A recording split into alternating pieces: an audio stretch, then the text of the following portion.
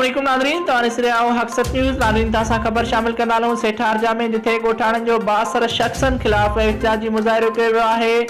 ॻोठ गुलहसन कुबर जे रहवासी हुसैन बख्श, ज़ाहिद हुसैन, अब्दुल सत्तार आगे ॾिनो। मोहम्मद सालिह, नादर अली कुबर ऐं ॿियनि एहतिजाजी मुज़ाहिरो कंदे दायो आहे त 62 ज़मीर हुसैन कुबर वारनि ॾे असांजा तक़रीबन 1 लख रुपया रहियल आहिनि, जेके केतिरा ई भेरा घरनि ते असां मथां मसिरजी पिया आहिनि। मज़कूरा शख़्स ख़िलाफ़ SSP खेरपुर ऑफिस में दरख़्वास्त बि पिणु कई आहे, पर खेनि ख़िलाफ़ का बि कार्रवाई न पई कई वञे। बार बावजूद मुखालिफ़ असां मथां मचिजी पिया आहिनि, असां ख़िलाफ़ कूड़ियूं ख़बरूं हलाए रहिया आहिनि, पैसा फमाइण चाहिनि था, असांखे मोतमार धमकियूं ऐं कूड़नि केसनि में फसाइण जूं धमकियूं ॾेई रहिया आहिनि।